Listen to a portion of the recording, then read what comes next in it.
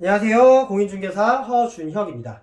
자, 오늘은 지난 2년간 아파트 값이 왜 이렇게나 많이 올랐던 것인지에 대해서 한번 알아보도록 하겠습니다.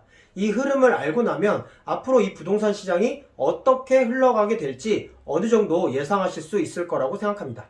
이 집값 폭등 시작의 핵심적인 이유는 유동성 증가입니다.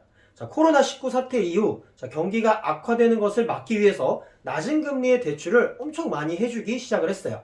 특히 이 집값에 영향을 가장 많이 준 대출이 바로 전세자금 대출이에요. 집값 폭등의 주요 원인이라고 할 수가 있죠. 자, 왜 전세자금 대출이 이 집값 폭등의 주요 원인이라고 하냐면요. 자, 특히 사회초년생 및 청년들을 대상으로 한 이 전세자금 대출이 엄청 파격적이었어요.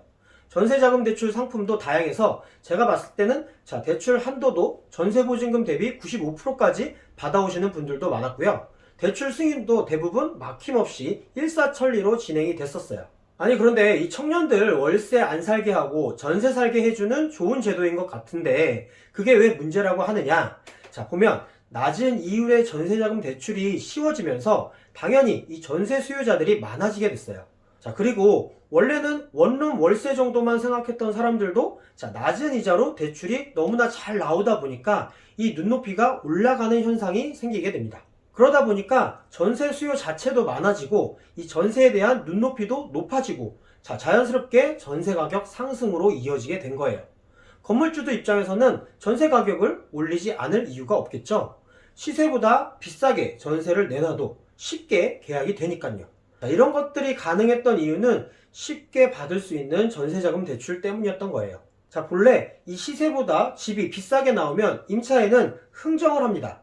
깎아달라고 아니면 다른 집을 알아보던지 했단 말이죠. 자, 그런데 이 가격이 비싸도 비싼 대로 대출이 다 나와버리니까, 그리고 이자가 너무 낮으니까 대출액이 늘어도 이자 부담이 체감이 안 되는 거예요. 자, 그러다 보니까 임대인들이 전세 금액을 올려서 내놔도 흥정을 하지를 않는 거예요. 그냥 대출 더 해준다고 하는데 그냥 계약을 할게요. 자, 이런 현상이 지속이 되게 되는 거예요. 결국 전세 가격이 먼저 폭등하게 됩니다. 자, 이렇게 전세 가격이 폭등하게 되면 전세 보증금을 이용한 갭 투자를 하려고 하는 매수 수요자들이 많아지겠죠. 전세 가격이 많이 오르고 있으니 전세 끼고 집을 사면 내 돈 얼마 들이지 않고도 집을 살 수가 있고 또 시세 차익도 볼 수 있게 되니까요. 자, 실제로 이 갭 투자 시장이 활성화되면서 매수자의 수요가 많아지니까 가격은 상승할 수밖에 없었던 거죠. 자, 그런데 결국 이 금리 인상 시기는 왔고 이 청년들의 이자 부담은 커졌습니다. 부동산 매매 시장은 이 이자가 오른다고 해서 내 집을 쉽게 팔려고 하진 않겠지만, 전세 세입자들은 이야기가 다르죠. 내 자산이 아니기 때문에 전셋집 충분히 줄여서 이사할 수 있다는 거예요.